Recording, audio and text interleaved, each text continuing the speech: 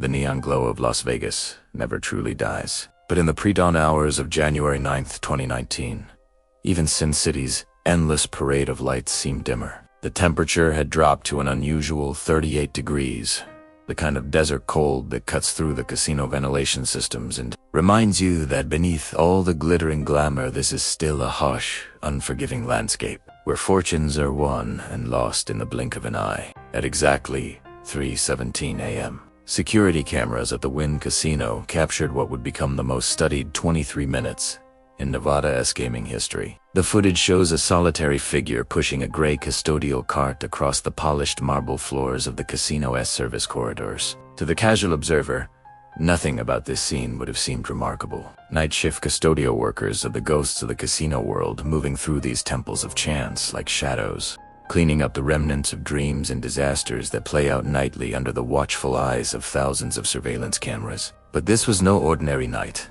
and Miguel Santos was no ordinary janitor. As he guided his cart through the labyrinthine passages that connect the public face of the casino to its hidden operational heart, Miguel carried with him not just cleaning supplies, but the weight of a desperate plan months in the making. Hidden beneath garbage bags and industrial cleaning equipment were $38 million in high-value casino chips, stolen from what was supposedly the most secure gaming facility in the world. The Wynn Casino, like all major Las Vegas establishments, operates under the assumption that its greatest threats come from the outside.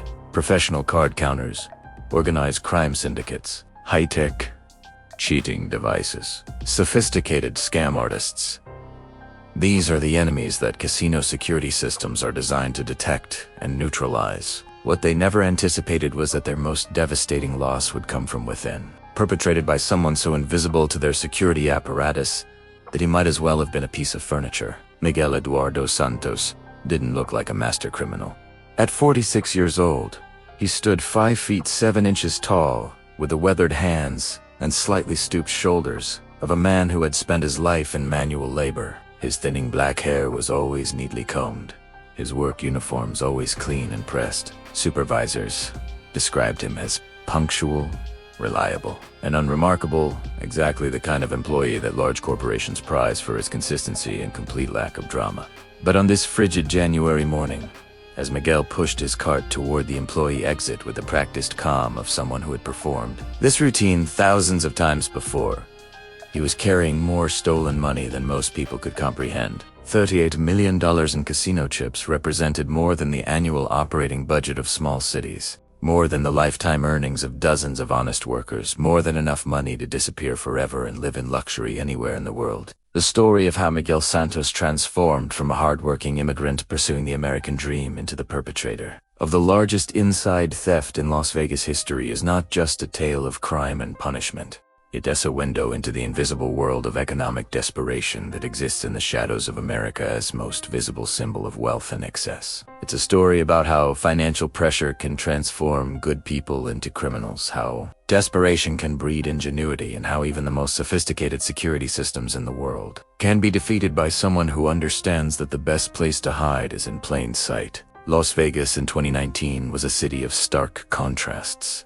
On the Strip, hurling gamblers from around the world wagered millions of dollars on single hands of cards, while sipping champagne that costs more than most people's monthly salaries. Just miles away in neighborhoods like Henderson, where Miguel lived, families struggled to pay rent, medical bills, and basic living expenses on wages that had kept pace with the cost of living in one of America's fastest-growing cities. Miguel's journey to that fateful night began 24 years earlier, on a dusty road leading north from Guadalajara, Mexico. In 1995, at the age of 23, he crossed the border legally with a work visa clutched in his calloused hands and a head full of dreams about what hard work could accomplish in a country where effort was supposedly rewarded with opportunity. Like millions of immigrants before him, Miguel believed in the fundamental promise of America, that honest work, determination, and sacrifice would eventually lead to prosperity. He had watched his father labor in construction sites throughout Mexico, earning barely enough to feed his family, and he was determined to build a different kind of life for himself and the family he hoped to create. Miguel's first years in America seemed to validate his faith in the immigrant dream. The Las Vegas construction boom of the late 1990s and early 2000s provided steady work for anyone willing to work long hours under the desert sun. Miguel threw himself into his job with the kind of dedication that impressed foremen and earned him consistent employment, even when others were laid off during slow periods. He was the kind of worker that construction companies valued most. Someone who arrived early, stayed late, never complained about difficult assignments, and took genuine pride in the quality of his work. Miguel understood that his success in America would be measured not just by his willingness to work hard, but by his ability to prove himself. More reliable, more dedicated, and more valuable than native-born workers who might be viewed as equally qualified.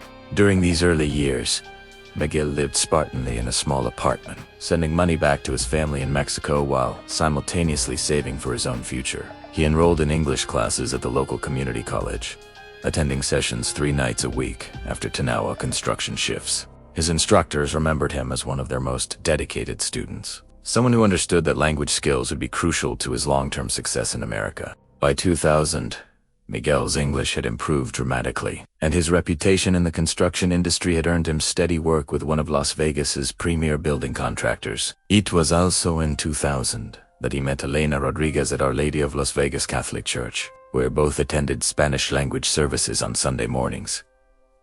Elena was everything Miguel had hoped to find in a partner. Born in California to Mexican immigrant parents, she was fully bilingual and had built a successful career as a registered nurse. More importantly, she shared Miguel's values about family, hard work, and the importance of building something lasting in America. Their courtship was traditional and deliberate, conducted under the watchful eyes of their respective families and the broader immigrant community that had become their social foundation. They married in a simple but joyful ceremony in June 2000, surrounded by friends and family members who saw their union as a symbol of the American dream fulfilled. Miguel and Elena represented everything that immigration was supposed to accomplish.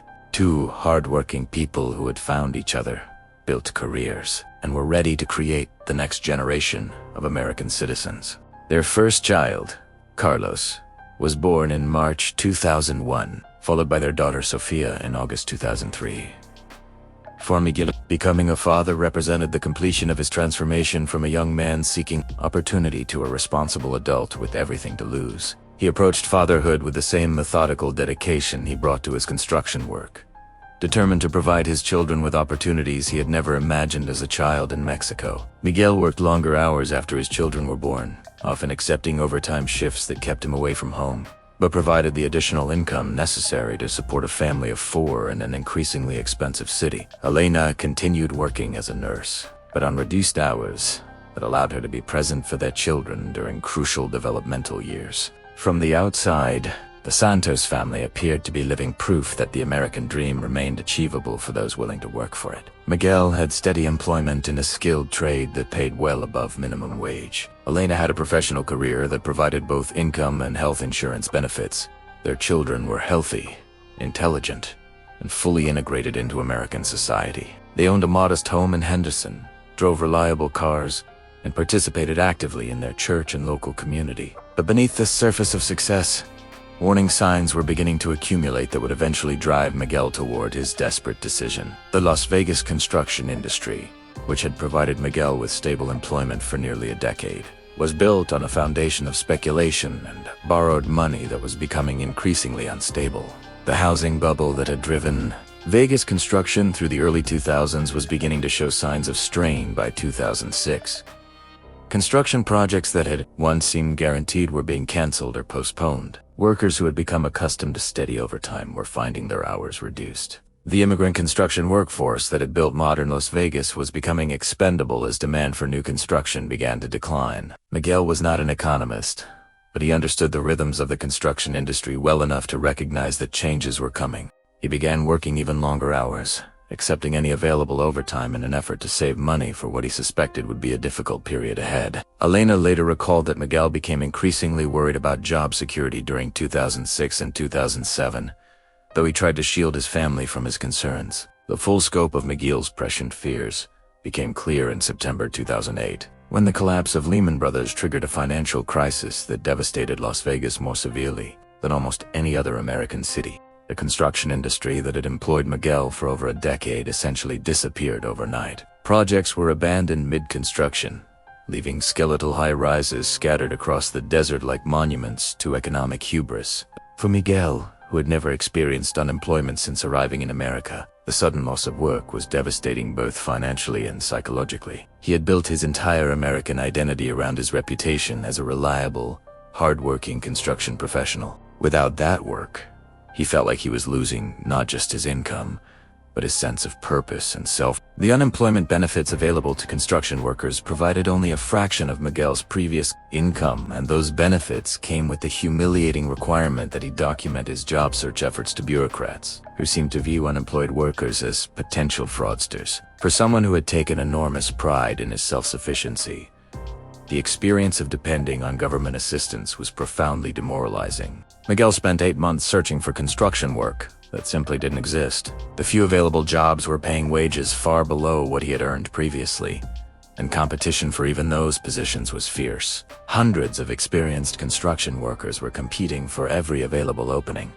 and many employers could afford to be extremely selective. During this period of unemployment, Miguel and Elena burned through their savings while trying to maintain their mortgage payments and basic living expenses. Elena was still working as a nurse, but her income alone was insufficient to support their family's needs. They began using credit cards for routine expenses like groceries and utilities, creating a debt load that would plague them for years to come. The psychological toll of unemployment was as devastating as the financial impact. Miguel had never failed to provide for his family since arriving in America, and his inability to find work challenged his fundamental beliefs about how America rewarded effort and determination.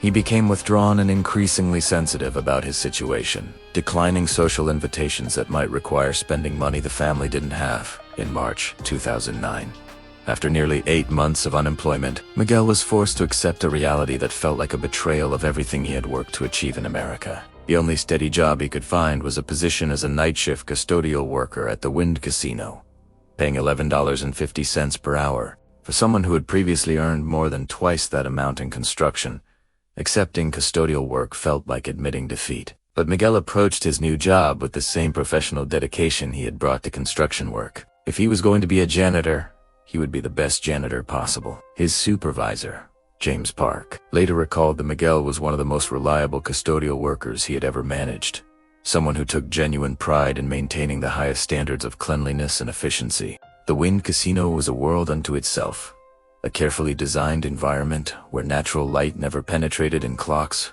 were deliberately absent to encourage gamblers to lose track of time.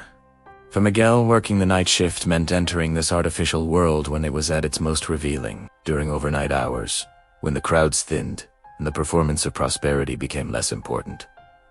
The casino revealed its true nature as a business designed to extract money from people who could often afford to lose it least. Miguel's custodial duties required him to clean every area of the massive complex, from the glittering gaming floors, where fortunes were won and lost nightly, to the behind-the-scenes operational areas, where the real business of the casino was conducted. Over time, he developed an intimate knowledge of the building's layout, its security systems, its staffing patterns, and its operational rhythms. More importantly, Miguel began to understand something that would prove crucial to his eventual crime.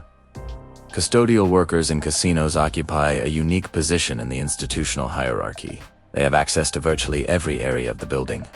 They work during hours when supervision is minimal, and they are so completely overlooked by other employees that they become functionally invisible. Night shift custodial workers exist in a psychological blind spot, explains workplace sociologist Dr. Angela Rodriguez. People see them, but they don't really see them. They're part of the infrastructure, like the ventilation system or the carpet. This invisibility, which had once made Miguel feel overlooked and undervalued, would eventually become his greatest asset. For the first several years of his custodial work, Miguel found a measure of satisfaction in doing his job well and providing steady income for his family. Elena's nursing career continued to provide health insurance and additional income, and together they were able to maintain their modest lifestyle while slowly paying down the debts they had accumulated during Miguel's unemployment. But economic pressures continued to mount in ways that Miguel could uncontrol or overcome through hard work alone. The cost of living in Las Vegas continued to rise while his wages remained essentially stagnant. Health insurance premiums increased annually, consuming a larger portion of Elena's income. Their mortgage, which had seemed manageable when Miguel was earning construction wages, became a constant source of stress on his reduced custodial income. The psychological impact of economic stress began to manifest in Miguel's behavior and family relationships. Elena later recalled that Miguel became increasingly secretive about their finances during this period, handling all bill payments himself and discouraging her from reviewing their bank statements or credit card bills. She assumed he was trying to protect her from worry. But the reality was that Miguel was increasingly falling behind on various obligations and was using credit, cards, and payday loans to cover shortfalls. Miguel's children, Carlos and Sofia, were entering their teenage years during this period of financial stress, and their growing awareness of their family's economic limitations was a source of constant pain for Miguel. He watched his children's friends participate in activities, purchase clothing and electronics, and plan for college in ways that his family simply couldn't afford. The gap between his dreams for his children and what he could actually provide continued to widen despite his best efforts. The breaking point in Miguel's financial situation came in December 2015, when Elena was diagnosed with type 2 diabetes, requiring expensive daily medication and regular medical monitoring. The diagnosis itself was devastating for the family, but the financial impact was catastrophic, even with Elena's health insurance. The out-of-pocket costs for diabetes management consumed hundreds of dollars every month that the family simply didn't have. Miguel's response to Elena's diagnosis revealed both his deep love for his wife and his growing desperation about their financial situation. He immediately began working overtime whenever possible, often pulling 6 or 7 day work weeks in an effort to generate additional income for Elena's medical expenses. But the mathematics of their situation were unforgiving. No amount of overtime hours at $11.50 per hour could generate enough income to cover a middle-class lifestyle in Los Villas Plus. The additional costs of managing a chronic medical condition. Elena's condition worsened through 2016, requiring more expensive medications and eventually forcing her to reduce her work hours as a nurse.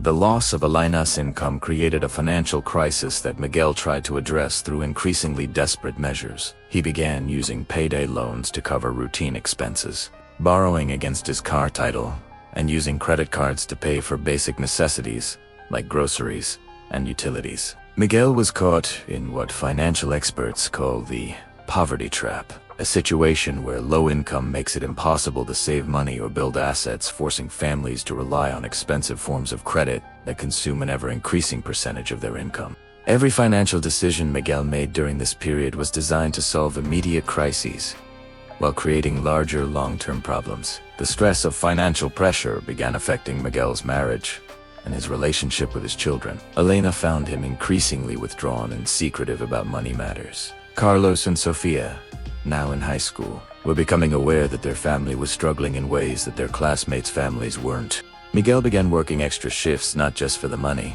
but to avoid being home where his presence reminded everyone of problems he couldn't solve. Elena's medical condition required emergency hospitalization in December 2018, resulting in medical bills that pushed the family's debt to over $85,000. For Miguel, this represented more than 7 years of his gross income from custodial work. Even if he worked continuously without any other expenses, he would need the better part of a decade to pay off debt that was growing faster than he could service it. It was during this period of maximum desperation that Miguel began to notice something at work that had been there all along, but which he had never viewed through the lens of criminal opportunity. The routine surrounding high-value casino chips during the overnight hours, when the casino was essentially closed to the public. Desperation, as criminal psychologist Dr. Jennifer Liu observes, makes people notice opportunities they would normally overlook. Miguel had walked past those chip storage areas thousands of times over nearly a decade, but financial pressure created a new lens through which he viewed his environment. What Miguel discovered was that the casino's sophisticated security apparatus had a vulnerability that no one had previously recognized. It was designed to monitor people who were trying to take money from the casino, not people who were already authorized to be there, maintaining the building.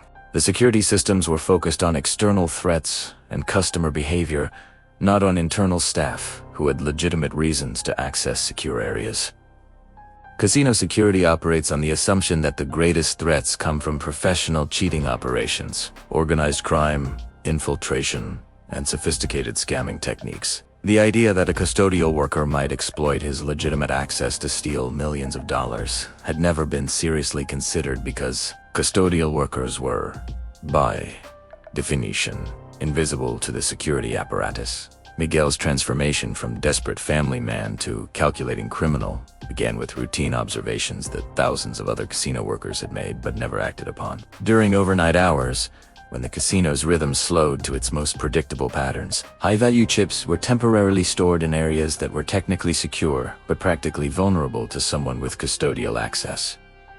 The specific opportunity that would drive Miguel's plan emerged from his detailed knowledge of overnight chip processing procedures between approximately 3 and 4 a.m. After the last gaming activities had concluded and before the morning shift arrived, high-value chips were placed in sealed containers, awaiting transport to secure vaults. During this window, the containers were locked, but not alarmed, guarded by cameras, but not continuously monitored by humans, and accessible to anyone with custodial clearance. Miguel understood something that security designers had missed. The most dangerous time for internal theft was when security was most vigilant, but when security was most tired and distracted. Overnight security guards were responsible for monitoring the entire casino complex, and they naturally focused their attention on areas where customers were still present rather than service areas where no public activity occurred. Armed with this knowledge, Miguel began developing a plan that would exploit not just the physical vulnerabilities he had identified, but the psychological blind spots that made custodial workers functionally invisible to other casino staff. His plan was elegant in its simplicity. He would use his legitimate access to secure areas to remove high-value casino chips during overnight hours when security was minimal and custodial activities were routine and unremarkable. The key insight driving Miguel's plan was understanding that casino security was designed to monitor unusual behavior, not routine behavior. A custodial worker moving through secure areas with cleaning equipment during overnight hours wasn't unusual. It was exactly what custodial workers were supposed to do. Miguel realized that the best way to steal from a casino wasn't to avoid detection, but to hide in plain sight. As 2018 turned to 2019, Miguel Santos had reached the point of no return. His family's debt had become insurmountable through legal means. Elena's medical condition required ongoing expensive treatment, and his children were approaching college age with dreams that Miguel's custodial income could never support. The American dream that had brought him across the border 24 years earlier had transformed into an American nightmare of financial desperation and broken promises. But Miguel had also discovered something that would change his life forever. An opportunity to solve all of his family's financial problems in a single night, using knowledge and access that his years of invisible service had provided. The stage was set for the most audacious inside theft in Las Vegas history, a crime that would expose fundamental vulnerabilities in casino security and transform a hardworking immigrant into one of the most wanted fugitives in the world. The plan that would make Miguel Santos infamous required months of careful preparation and an understanding of casino operations so detailed that it could only have come from years of patient observation. Miguel approached planning his crime with the same methodical precision he had brought to construction work and custodial duties, treating it as a complex technical problem that required systematic analysis and careful execution. Miguel's preparation began with what security experts call reconnaissance, the systematic observation and documentation of security patterns, staffing schedules, and operational procedures.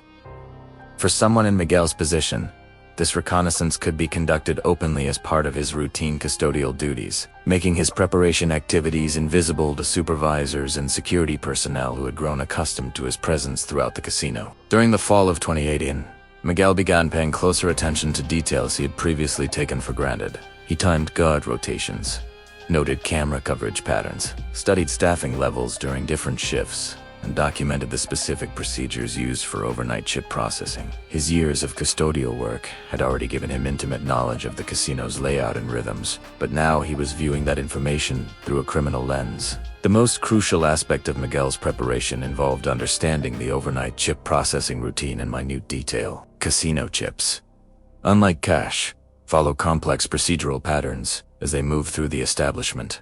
During peak gaming hours, chips are constantly in circulation, distributed to tables, exchanged by cashiers, collected from players, and transferred between different areas of the casino. But during overnight hours, this constant movement slows to predictable, routine patterns. Gaming tables close their operations and transfer remaining chips to cashier cages. Cashier cages reconcile their transactions and prepare chips for secure storage. Security personnel oversee the transfer of valued chips to various storage areas, pending morning transport to bank-level vaults. Miguel discovered that the most vulnerable point in this process occurred between 3 and 4 a.m., when Havali chips were temporarily stored in sealed containers in service areas adjacent to the main cashier cage. These containers held primarily $5,000 and $25,000 denomination chips, the highest valued chips in regular circulation at the casino. The containers themselves were secured with industrial-grade locks, but not the kind of high-security hardware used for bank vaults. They were designed to prevent casual theft and unauthorized access, but they weren't intended to withstand determined attack from someone with the right tools and sufficient time. More importantly, the area where these containers were stored was monitored by security cameras, but was under continuous human observation. Miguel realized that his custodial access card provided him with legitimate entry to these service areas, and his presence there during overnight hours would appear completely routine to anyone monitoring security cameras. Custodial workers were expected to clean these areas during overnight shifts, when they would interfere with normal business operations. The genius of Miguel's emerging plan was that every individual action he would need to perform was something he was legitimately authorized to do. He had proper access to the secure areas, legitimate reasons to be there during overnight hours, and appropriate equipment for transporting materials throughout the casino. The only unusual aspect would be what he transported and where he took it. Miguel spent weeks testing various aspects of his plan without actually committing any crimes. He experimented with loading heavy objects into his custodial cart to understand how much weight he could transport without attracting attention. He practiced different routes through the casino's service corridors to identify the most efficient paths, from the chip storage area to exterior loading docks. Most importantly, Miguel studied the human element of casino security during overnight hours. He observed how security guards divided their attention between different areas, when they were most likely to be distracted by customer issues, and how they interacted with custodial staff during routine encounters. Miguel's observations revealed that overnight security guards typically focused their attention on areas where customers were still present: late-night poker games, high-roller gaming areas, and bars where intoxicated patrons might cause problems. Service areas where no public activity occurred received much less scrutiny, particularly during the early morning hours when guard attention was naturally reduced due to fatigue. The specific tools Miguel would need for his theft were remarkably simple and readily available. Heavy-duty bolt cutters for defeating the industrial locks, securing the chip containers.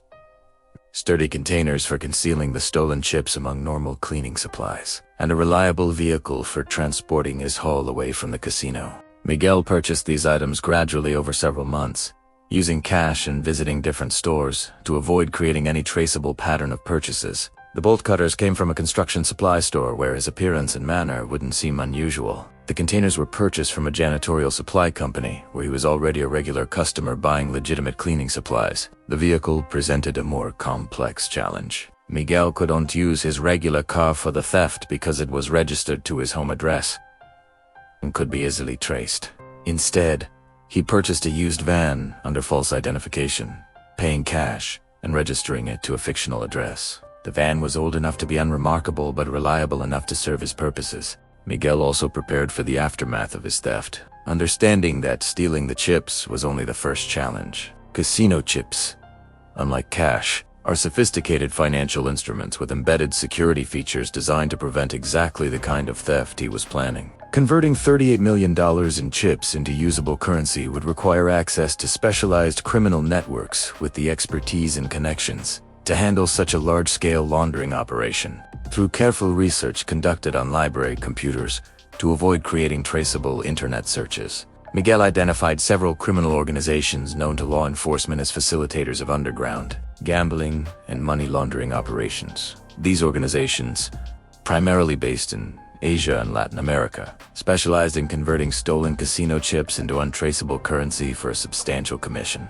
Miguel made preliminary contact with representatives of these organizations through encrypted communication channels, establishing the connections he would need to convert his stolen chips into liquid assets. These conversations revealed that organizations like the Golden Dragon Syndicate in Macau were capable of handling large-scale chip conversion operations, though they typically charged commissions of 30 to 40% of the chip's face value. Even with such substantial commissions, Miguel calculated that successfully executing his plan would net him more than $20 million in usable currency, enough to pay off his family's debts, provide for Elena's medical care, ensure his children's college education, and maintain a comfortable lifestyle for the rest of his life. The psychological transformation required for Miguel to proceed with his plan was perhaps the most challenging aspect of his preparation. For 46 years, Miguel had lived as a law-abiding citizen who took pride in honest work and ethical behavior.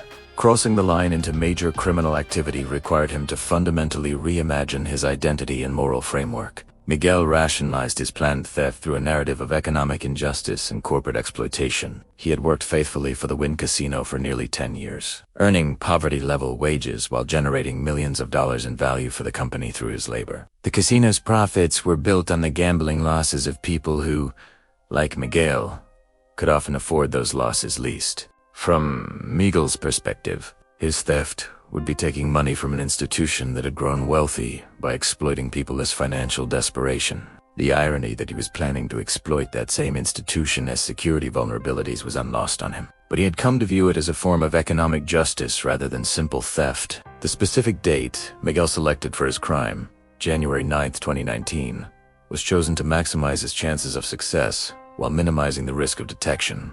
The date fell during a slow period following the New Year's holiday when casino staffing levels were reduced and security personnel were dealing with post-holiday fatigue. More importantly, overnight chip processing volumes were higher than usual due to accumulated holiday gaming activity, meaning that the containers Miguel planned to steal would be fuller than normal. The timing also coincided with a particularly difficult period in Elena's medical treatment, when her diabetes management was requiring expensive adjustments that were pushing the family's finances beyond their breaking point.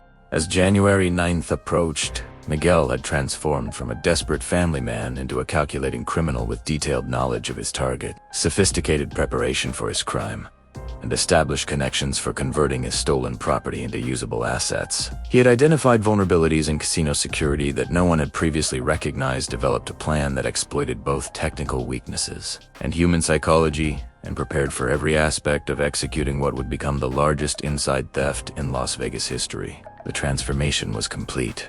Miguel Santos, the hardworking immigrant who had spent decades pursuing the American dream through honest labor, was ready to execute a crime that would make him one of the most wanted fugitives in the world. But he was also ready to solve his family's financial crisis in a single night, using skills and knowledge that his years of invisible service had inadvertently provided. The stage was set for 23 minutes that would change Miguel's life forever and expose fundamental vulnerabilities in the security systems that were supposed to make such crimes impossible. In a few hours, Miguel would discover whether years of careful planning and preparation could overcome the most sophisticated casino security apparatus in the world, or whether his desperate gamble would destroy everything he had worked to build in America. January 9th, 2019 began like any other Wednesday night at the Wynn Casino. The temperature outside had dropped to an unusual 38 degrees, but inside the casino's climate-controlled environment, the artificial atmosphere remained constant. Slot machines hummed their electronic lullabies. Cards whispered across felt tables, and the soft murmur of late-night gambling provided the soundtrack to dreams being made and broken in equal measure. Miguel Santos arrived for his shift at exactly 11 p.m., badge swiping through the employee entrance with the same mechanical precision he had demonstrated for nearly 10 years. His supervisor, James Park, would later tell investigators that Miguel seemed completely normal that night, perhaps even more focused than usual on performing quality work. The overnight custodial crew at the Wynn Casino consisted of 12 workers responsible for maintaining the massive complex, while gaming operations continued at reduced levels. Miguel's assigned area covered the service corridors, administrative offices, and back-of-house facilities that guests never saw, but which formed the operational backbone of the casino's 24-hour operations. For the first 4 hours of his shift, Miguel performed his duties exactly as he had thousands of times before. He restocked cleaning supplies in service areas, emptied waste receptacles from gaming floors, and maintained restrooms in the public areas where late-night gamblers continued their pursuits. His movements were captured by dozens of security cameras, but the footage showed nothing more remarkable than a conscientious employee performing routine maintenance tasks. The casino's overnight rhythm followed predictable patterns that Miguel had memorized through years of observation. By 1 a.m., gaming activity had slowed significantly, with only the most dedicated gamblers remaining at tables and slot machines. The crowds of tourists and casual players had long since returned to their hotel rooms or headed home, leaving behind the hardcore gambling community that formed the casino's most profitable customer base. Security operations during these overnight hours operated on different principles than shift protocols. During peak hours, security personnel focused on monitoring professional cheats, card-counting operations, and organized theft attempts. But during the early morning hours, their attention shifted to managing intoxicated customers, preventing vandalism, and maintaining general order among the remaining patrons. Most importantly, for Miguel's plan, overnight security relied heavily on camera monitoring rather than physical patrols, especially in service areas where no public gaming occurred. The security staff was reduced to essential personnel, and those guards on duty were naturally experiencing the fatigue that affects all overnight workers during the physiologically challenging hours between 3 and 6 a.m. At 2:30 a.m., Miguel began positioning himself for the sequence of actions that would transform him from an invisible custodial worker into the perpetrator of the largest inside theft in Las Vegas history. He maneuvered his gray custodial cart to a service corridor adjacent to the main cashier cage, loading it with standard cleaning supplies and several empty containers that would soon hold stolen casino chips. The critical moment arrived at 2:58 a.m. when a minor altercation between intoxicated customers in the poker area drew security attention away from the service areas where Miguel was preparing to execute his theft. Two drunk gamblers had become involved in a heated argument over a perceived slight during a poker game, and security guards naturally focused their immediate attention on preventing the situation from escalating into violence. While guards were distracted by this routine customer management issue, Miguel used his custodial access card to enter the secure service area where high-value chips were temporarily stored awaiting morning transport to bank-level vaults. Security cameras recorded his entry at exactly 3:04 a.m., but the footage showed nothing unusual. A custodial worker entering an area he was authorized to access during hours when such maintenance activities were standard procedure. Inside the secure storage area, Miguel worked with the calm efficiency of someone who had rehearsed these actions countless times in his mind. Using bolt cutters concealed among his cleaning supplies, he systematically defeated the industrial locks, securing 6 containers of high-denomination casino chips. Each container held approximately $2 to $3 million worth of chips, primarily in $5,000 and $25,000 denominations. The chips themselves were works of art in their own right.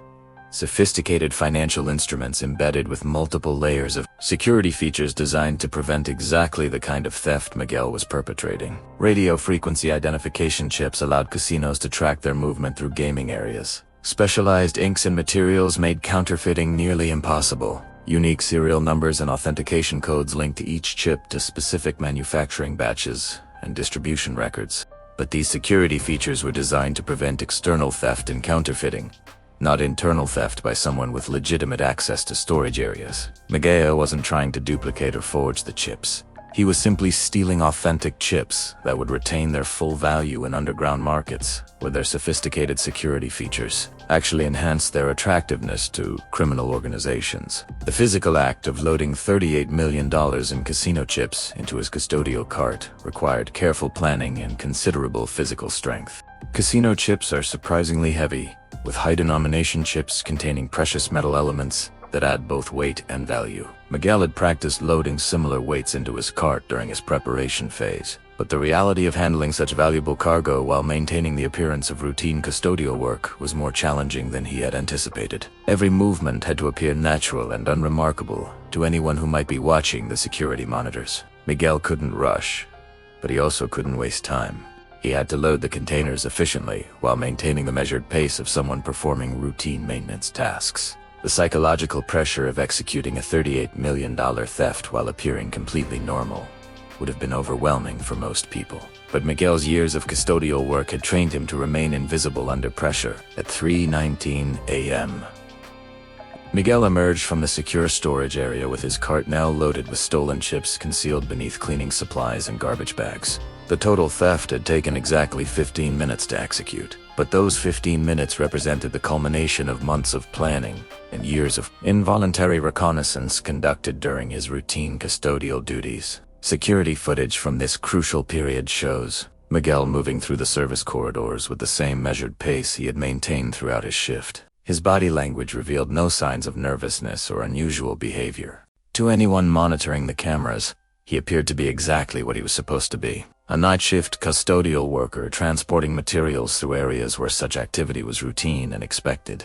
The most dangerous moment of Miguel's entire operation occurred at 3:22 a.m. when he encountered security guard Robert Mitchell while transporting the stolen chips through a service corridor. Mitchell, a 12-year veteran of casino security, later told investigators that he had exchanged brief pleasantries with Miguel, but noticed absolutely nothing unusual about the encounter. This interaction represented both the greatest risk and the ultimate validation of Miguel's approach to the theft. By maintaining his normal behavior and treating the encounter as routine, Miguel was able to walk past an experienced security professional while carrying $38 million in stolen property without arousing any suspicion whatsoever. The psychological aspects of this encounter reveal the sophistication of Miguel's criminal methodology. Lesser criminals might have avoided contact with security personnel, but such avoidance would have been unusual behavior that could have attracted attention. By engaging normally with guard Mitchell, Miguel reinforced the impression that he was conducting legitimate business in areas where he belonged. At 3:27 a.m.,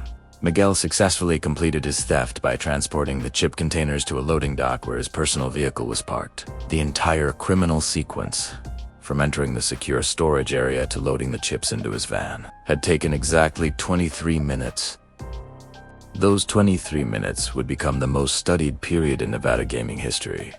Analyzed frame by law enforcement agencies, security experts, and criminal behavior specialists, Miguel's execution of the theft was flawless from a technical standpoint. Every element of his plan had worked exactly as anticipated. The security vulnerabilities he had identified proved to be real and exploitable. The timing he had selected provided optimal conditions for avoiding detection. His preparation had been thorough enough to handle the physical and psychological challenges of executing a major theft while maintaining normal behavior patterns. But technical perfection in executing the theft was only the first challenge Miguel faced. Converting $38 million in casino chips into usable currency would prove to be far more complex and dangerous than the original theft, requiring him to navigate criminal networks, whereas amateur status would make him vulnerable to exploitation and violence. At 3:45 a.m., Miguel clocked out of his shift and drove away from the Wynn Casino carrying what represented more stolen money than most people could comprehend. Behind him, security cameras had recorded his every movement, but the footage appeared to show nothing more than a custodial worker completing another routine shift. It would be nearly 5 hours before anyone realized that the largest inside theft in Las Vegas history had just occurred. The theft itself was now complete, but Miguel's transformation from desperate family man to international fugitive was just beginning. The skills and knowledge that had enabled him to execute the perfect crime would prove inadequate for the challenges that lay ahead. Converting stolen chips into cash-evading international law enforcement, and surviving in criminal underworld, where trust was a luxury he couldn't afford. As Miguel drove through the empty Las Vegas streets in the pre-dawn darkness, $38 million in stolen casino chips hidden in his van, he was crossing a line that would make return to his previous life impossible. The American dream that had brought him to Nevada 24 years earlier was about to become an American nightmare that would transform him into one of the most wanted fugitives in the world.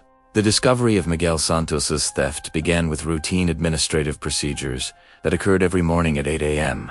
when Patricia Valdez, the Wynn Casino's financial controller, arrived at her office to begin the daily reconciliation of chip inventory. This process, mundane but crucial to casino operations, was designed to ensure that the previous day's gaming activities had been properly recorded and that all chips were accounted for in their designated storage locations. Valdez had been performing these morning reconciliations for 8 years, and the procedure had become as automatic as breathing. She would review computer records showing chip movement from the previous day, verify that gaming tables had properly reported their chip distributions, confirm that cashier cages had accurately recorded chip exchanges for currency, and ensure that all high-value chips were secured in their designated storage areas pending transport to bank-level vaults. The first indication that something was wrong came when Valdez attempted to match computer records with the physical inventory in the secure service areas. According to the casino's tracking system, 6 containers of high-denomination chips should have been in temporary storage awaiting morning vault transport. But when Valdez went to verify their physical presence, the containers simply weren't there. Her initial assumption was that someone had moved the containers to a different storage area without updating the computer records, a relatively common occurrence in the complex logistics of casino operations. Different departments sometimes relocated valuable materials for legitimate operational reasons, and administrative delays in updating tracking systems could create temporary discrepancies between computer records and physical reality. Valdez spent the next hour conducting an increasingly frantic search of various secure areas throughout the casino complex. She contacted different departments to determine if anyone had authorization to move the missing chip containers. She reviewed overnight operational reports to see if any special procedures had been implemented that might explain the discrepancy, but no reasonable explanation emerged for the disappearance of $38 million worth of casino chips. At 9:15 a.m., Valdez made the phone call that would launch one of the most extensive criminal investigations in Nevada gaming history. She contacted Casino Security Director David Chun, a 20-year veteran of casino security operations who had never dealt with an internal theft of such magnitude. Chun's initial reaction was disbelief. Theft of $38 million from secure storage areas seemed impossible, given the multiple layers of security protecting high-value chips. His first assumption was that the missing containers represented an accounting error or administrative mix-up rather than actual theft. But Valdez's systematic search had eliminated all reasonable explanations except criminal activity. Chun immediately dispatched security personnel to conduct a comprehensive physical search of all areas where the chip containers might have been legitimately moved. The search revealed that the containers were not anywhere within the casino storage systems, and more alarmingly, examination of the original storage area revealed unmistakable evidence of forced entry. The industrial locks securing the storage containers had been cut with bolt cutters, and security seals had been systematically removed. Tool marks on the damaged locks suggested that the cutting had been performed by someone with experience using such equipment, and the precise nature of the cuts indicated that the perpetrator had worked methodically rather than frantically. The discovery of forced entry transformed what had initially appeared to be an accounting discrepancy into confirmation of the largest inside theft in Las Vegas casino history. Chun immediately implemented full lockdown procedures, securing all areas of the casino that might contain additional evidence and ensuring that no personnel could leave the premises without authorization. At 10:30 a.m., Chun authorized a complete review of security footage from the previous night, focusing on the time period when the chip containers would have been most vulnerable to theft. The review team began with the overnight hours between midnight and 6 a.m., looking for any unusual activity in or around the secure storage areas. The security footage review represented one of the most intensive video analysis operations ever conducted at a Las Vegas casino. The Wynn Casino's surveillance system included over 1,500 cameras covering virtually every area of the complex, generating thousands of hours of footage during any 24-hour period. Analyzing this massive volume of visual data required teams of security specialists working in coordinated shifts. The breakthrough came when security analyst Jennifer Liu reviewed footage from the service corridors adjacent to the chip storage area. The cameras clearly showed Miguel Santos entering the secure area at 3:04 a.m. and emerging 23 minutes later with his custodial cart appearing significantly heavier than when he had entered. The initial reaction to discovering Miguel on the security footage was relief rather than suspicion. Security personnel assumed that Miguel might have witnessed the theft or could provide information about who had accessed the secure areas during the critical time period. It took several minutes of careful analysis before investigators realized that Miguel was under witness to the crime. He was the perpetrator. Additional footage showed Miguel's entire criminal sequence in devastating detail. Cameras captured him positioning his cart in preparation for the theft, entering the secure storage area with bolt cutters concealed among cleaning supplies, systematically defeating the locks, securing the chip containers, loading the stolen chips into his cart, and transporting his cargo to a loading dock where he transferred it to his personal vehicle. The comprehensive nature of the video evidence was both a blessing and a curse for investigators. While the footage provided absolute proof of Miguel's guilt and documented his criminal methodology in precise detail, it also revealed the sophisticated nature of his preparation and the calculated manner in which he had exploited security vulnerabilities. By noon on January 9th, law enforcement agencies had identified Miguel Santos as the primary suspect in the largest inside theft in Las Vegas casino history. But Miguel and the $38 million in stolen chips had vanished completely, beginning what would become one of the most extensive international manhunts in FBI history. The investigation revealed that Miguel had approximately 8 hours between completing his theft and being identified as a suspect. In cases involving sophisticated criminals with detailed escape plans, 8 hours represented an enormous head start that could make apprehension virtually impossible. When FBI agents arrived at Miguel's Henderson apartment at 2:30 p.m., they discovered evidence of a disappearance so carefully orchestrated that it suggested months of advanced planning. The apartment was completely empty, not just of personal belongings, but of any evidence that Miguel had ever lived there. The level of sanitization was so complete that investigators initially wondered if they had the correct address. The investigation revealed that Miguel had been systematically eliminating connections to his previous life for months before the theft. He had closed bank accounts, canceled subscriptions, sold furniture, and terminated service agreements, all under the pretense of simplifying his finances during his family's medical crises. To friends and neighbors,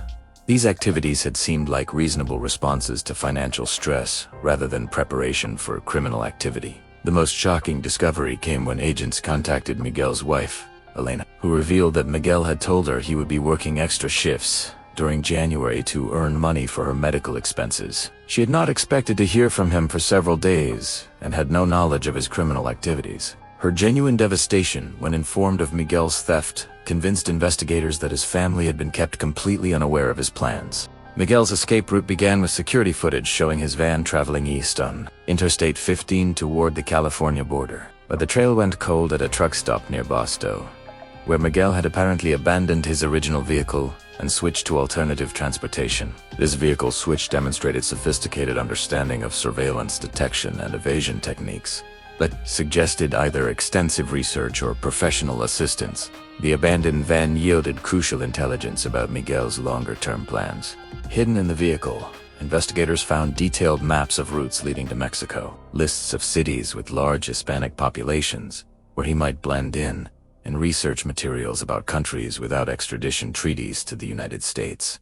The evidence suggested that Miguel was planning to leave the United States entirely, rather than simply hiding within American borders. More concerning for investigators was the discovery that Miguel had spent considerable time researching methods for converting casino chips into usable currency. His computer searches revealed extensive investigation of underground gambling markets, chip authentication procedures, and international money laundering operations. Converting $38 million in casino chips would require access to specialized criminal networks with the expertise and connections to handle such large-scale operations. The investigation revealed that Miguel had made contact with individuals known to law enforcement as facilitators of underground gambling and money laundering operations. Phone records showed communications with suspected criminal associates in Los Angeles, Mexico City, and Macau, locations known for illegal chip conversion operations. These communications indicated that Miguel wasn't simply planning to disappear with the stolen chips, but had identified potential buyers and conversion methods that could transform his theft into liquid assets. This level of criminal sophistication suggested that Miguel's transformation from desperate employee to master thief had been more complete and more carefully planned than investigators had initially realized. The FBI's search for Miguel Santos quickly expanded into an international operation involving multiple federal agencies, foreign law enforcement services, and resources typically reserved for national security cases. The scale of the theft and its implications for casino security nationwide made the investigation a priority, a case that would ultimately consume millions of dollars in investigative resources. But Miguel Santos had vanished into the vast criminal underground that specializes in helping fugitives disappear permanently. Armed with $38 million in stolen casino chips and months of careful preparation, he was about to discover that executing the perfect theft was only the beginning of a nightmare that would transform him from invisible custodial worker into one of the most hunted men in the world. The search for Miguel Santos would become one of the most extensive international fugitive investigations in FBI history, stretching across 3 continents and involving criminal networks that most law enforcement agencies had only read about in intelligence reports. But Miguel's journey into the criminal underworld would prove to be far more dangerous and complex than he had ever imagined, as the skills that had made him an invisible custodial worker proved inadequate for surviving among professional criminals who viewed amateur thieves as easy prey. Miguel's first challenge after leaving Las Vegas was converting his stolen casino chips into usable currency without being detected by the sophisticated tracking systems that Monahive high-value chip movements throughout the gaming industry. Casino chips aren't simply colored tokens. They sophisticated financial instruments embedded with multiple layers of security features designed to prevent exactly the kind of money laundering operation Miguel needed to execute. Each chip contained radio frequency identification technology that allowed casinos to track their movement through gaming areas. Specialized inks and materials made counterfeiting nearly impossible, while unique serial numbers and authentication codes linked each chip to specific manufacturing batches and distribution records. More problematically for Miguel, the gaming industry maintained extensive databases of stolen chips, and attempts to redeem large quantities of high-denomination chips at legitimate casinos would trigger immediate law enforcement alerts. Miguel's research had led him to criminal organizations that specialized in converting stolen casino chips through underground gambling operations. But establishing contact with these groups required navigating a world where trust was scarce and violence was commonplace. The criminal networks that handled chip laundering operations were sophisticated enterprises that had survived decades of law enforcement pressure by maintaining strict security protocols and eliminating potential threats ruthlessly. The Golden Dragon Syndicate, which Miguel had identified as his primary option for chip conversion, operated a network of underground casinos throughout Southeast Asia that catered specifically to criminals seeking to launder stolen assets. But gaining access to these operations required sponsorship from established criminal associates and payment of substantial fees that could consume up to 40% of the chip's face value. Miguel's amateur status in the criminal underworld made him vulnerable to exploitation by more experienced criminals who recognized that a desperate fugitive carrying $38 million in stolen property was an attractive target for robbery or extortion. The same invisibility that had protected him as a custodial worker now worked against him, as criminal organizations had no reason to trust or protect someone with no established reputation in their world. The journey from Las Vegas to Southeast Asia required Miguel to navigate multiple layers of law enforcement surveillance while maintaining his cover identity and protecting his stolen cargo. International travel with large quantities of casino chips required sophisticated concealment techniques and careful route planning to avoid customs inspections that could expose his criminal activities. Miguel's escape route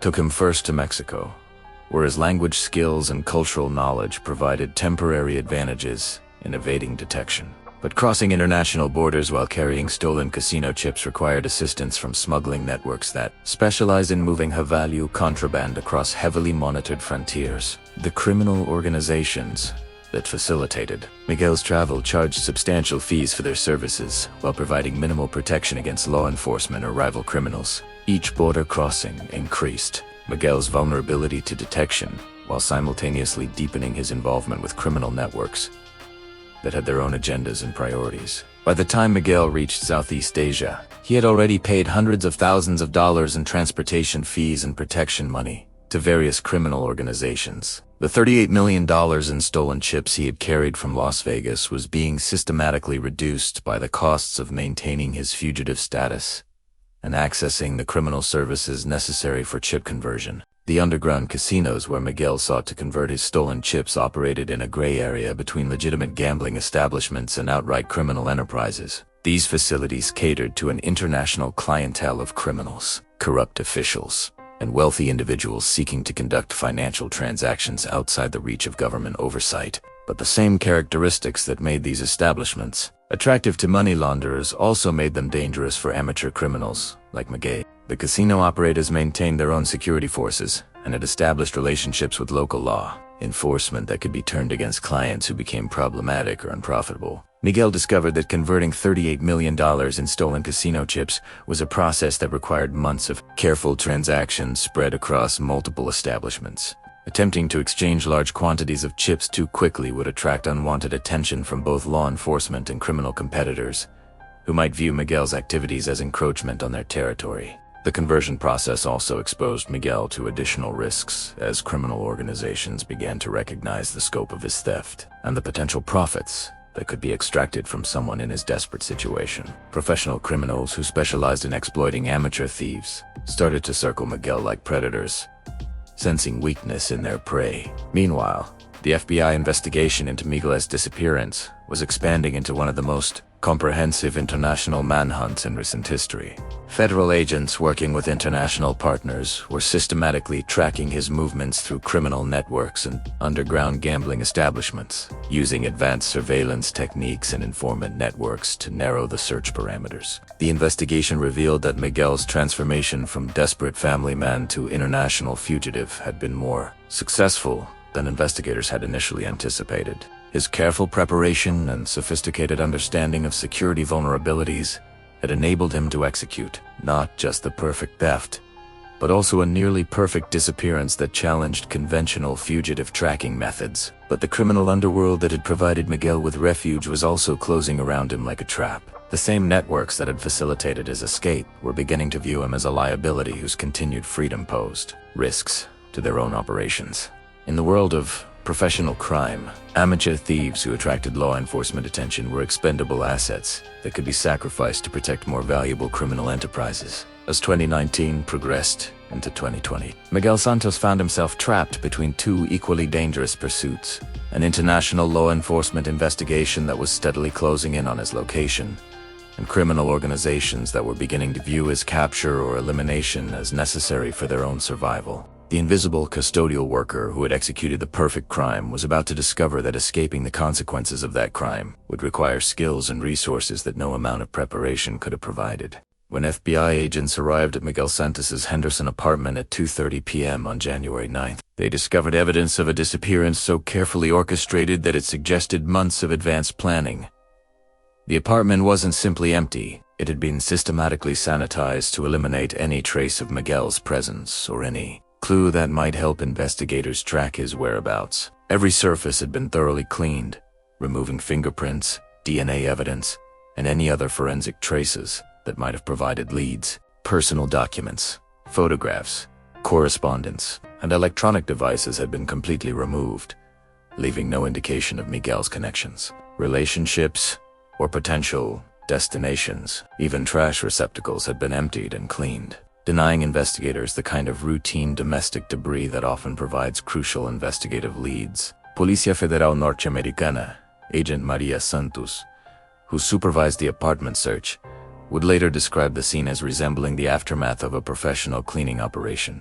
The level of thoroughness indicated that Miguel had spent considerable time preparing for his disappearance, systematically eliminating evidence while maintaining the appearance of normal daily life until the moment of his departure. The investigation revealed that Miguel had been gradually severing his connections to his previous life for months before the theft. He had closed bank accounts under the pretense of consolidating his finances during Elena's medical crisis. He had canceled subscriptions and service contracts, telling providers that he was reducing expenses to cope with mounting medical bills. He had sold furniture and personal belongings, explaining to neighbors that he was simplifying his lifestyle to focus on Elena's care. These preparations had seemed completely reasonable to everyone who knew Miguel. His family was facing genuine financial hardship due to Elena's medical expenses, and his efforts to reduce costs and eliminate unnecessary expenditures appeared to be the responsible actions of a dedicated husband and father, trying to manage a difficult situation. Miguel's former neighbor,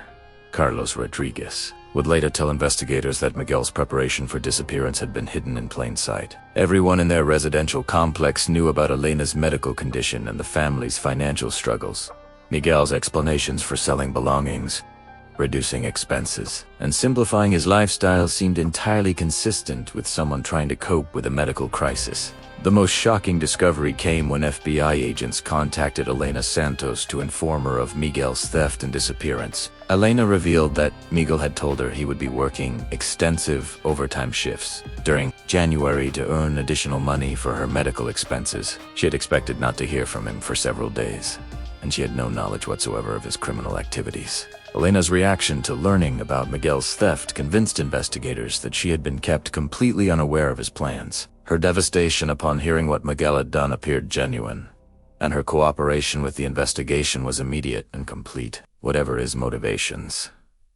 Miguel had protected his family by ensuring that they could truthfully claim no knowledge of his criminal enterprise. The investigation into Miguel's escape route began with analyzing traffic camera footage and electronic surveillance systems that might have captured his movements after leaving the Wynn Casino. Security cameras at various locations showed Miguel's van traveling east on Interstate 15, toward the California border. But the electronic trail went cold at a truck stop near Barstow, where Miguel had apparently abandoned his original vehicle. The abandoned van provided crucial evidence about Miguel's longer-term planning and sophisticated understanding of fugitive evasion techniques. Hidden compartments in the vehicle contained detailed maps of routes leading toward the Mexican border, lists of cities with large Hispanic populations where he might blend in anonymously, and research materials about countries without extradition treaties to the United States. Fugitive tracking specialist Dr. Jennifer Liu would later explain that Miguel's escape planning demonstrated remarkable sophistication in surveillance detection and evasion techniques.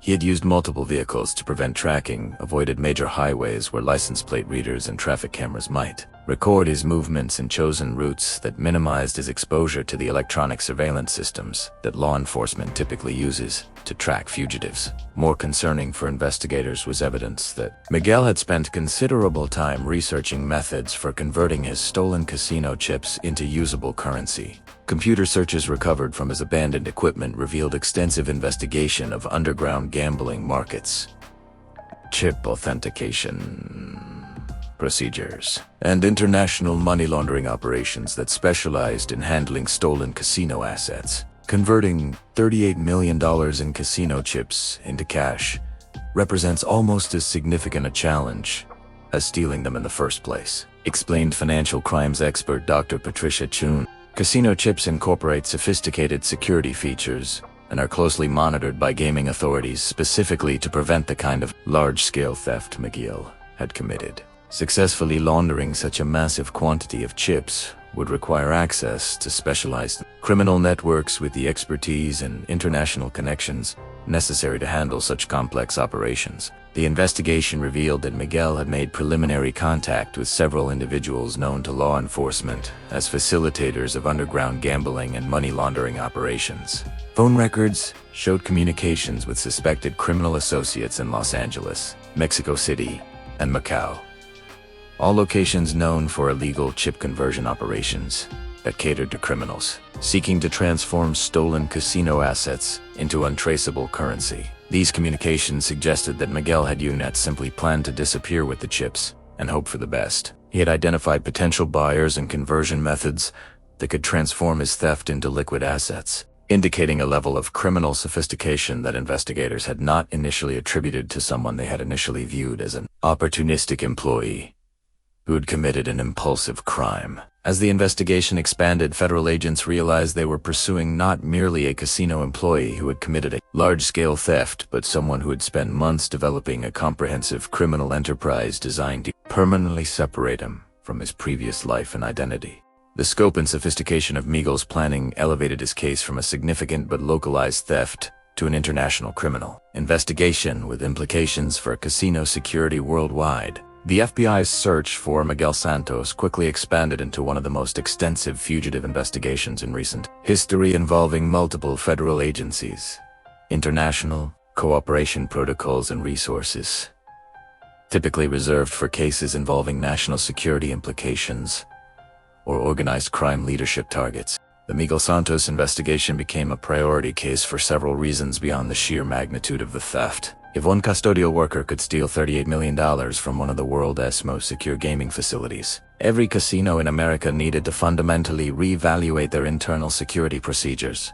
The case represented a potential paradigm shift in how the gaming industry approached employee screening, access control, and asset protection. The investigation began with standard fugitive tracking procedures designed to locate suspects who had fled their home jurisdiction. Agents monitored Miguel's known financial accounts for any activity that might indicate his location, conducted surveillance of locations associated with his known associates, and distributed his photograph and identifying information to law enforcement agencies throughout North America. However, these conventional approaches quickly proved inadequate for locating someone who had planned his disappearance so thoroughly. Miguel had anticipated virtually every standard investigative technique that law enforcement typically uses to locate fugitives. He had eliminated his financial footprint months before his disappearance, severed his social connections, and created multiple layers of deception that confused investigators' initial efforts. The breakthrough in the investigation came from analyzing Miguel's research into chip conversion operations rather than attempting to track his physical movements. FBI financial crime specialists identified patterns in his internet searches that suggested he was planning to use specific criminal networks to launder his stolen chips,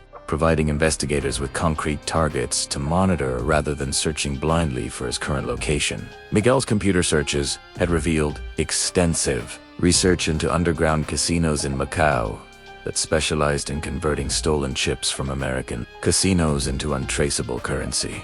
This discovery gave investigators specific criminal organizations to target rather than attempting to locate Miguel through conventional fugitive tracking methods. International cooperation became crucial when investigators determined that Miguel had likely transported his stolen chips across international borders. The Macau gaming authorities, working in conjunction with FBI agents, began monitoring underground gambling establishments known to handle stolen American casino chips, while immigration and customs agencies increased surveillance of border crossings and international travel routes. Macau represents the largest gray market gambling economy in the world, explained international gaming expert Robert Kim. Criminal organizations operating in Macau have developed sophisticated systems for converting stolen casino chips from American casinos into clean, untraceable currency. These operations typically charge substantial commissions, often 30 to 40% of the chip's face value, but they guarantee complete anonymity for their clients and have proven remarkably effective at avoiding detection by law enforcement. The investigation revealed that Miguel had made contact with a criminal organization known as the Golden Dragon Syndicate, which specialized in laundering stolen casino chips through underground gambling operations throughout Southeast Asia. The Golden Dragon Syndicate operated a network of illegal casinos in Macau, Hong Kong, Manila, and other locations that catered specifically to criminals seeking to convert stolen gambling assets into clean money. FBI agents working with international partners began monitoring known Golden Dragon operations, implementing one of the largest international law enforcement cooperation efforts in casino crime history. The surveillance operation involved agencies from multiple countries and represented a significant allocation of resources that reflected both the magnitude of Miguel's theft and the international implications of allowing such crimes to go unpunished. The surveillance operation in Macau began yielding promising leads when undercover informants reported that a man matching Miguel's description had been observed at several underground casinos known to cater to American fugitives. These reports suggested that Miguel was attempting to convert his stolen chips gradually, conducting multiple smaller transactions rather than attempting to exchange the entire quantity at once. Converting $38 million in chips requires considerable time and involves multiple complex transactions, explained money laundering expert Dr. Patricia Valdez. Miguel couldn't simply walk into an underground casino and exchange everything in a single operation. Such a massive transaction would attract unwanted attention from both criminal competitors and law enforcement agencies. Instead, he had to work slowly and carefully, conducting his conversion operations over an extended period while maintaining his anonymity and avoiding detection. But as the investigation continued, federal agents began to suspect that Miguel's criminal sophistication extended far beyond what they had initially imagined. Evidence suggested that he had not only planned his theft and escape with remarkable precision, but had also prepared for the possibility of extended pursuit by the most sophisticated law enforcement agencies in the world. The international manhunt for Miguel Santos was entering its most complex phase, with investigators pursuing leads across multiple continents, while Miguel attempted to convert his stolen fortune into the kind of untraceable wealth that could support him for the rest of his life. The 23 minutes that had made him rich had also made him one of the most wanted fugitives in the world, beginning a global chase that would test the limits of international law enforcement cooperation and expose the sophisticated criminal networks that operate in the shadows of the world's gambling capitals. The chase for Miguel Santos was about to become a cat-and-mouse game played out across international borders, involving some of the world's most dangerous criminal organizations and testing whether even the most carefully planned crime could ultimately evade the reach of determined law enforcement agencies seeking to bring him to justice and recover the largest theft in casino history.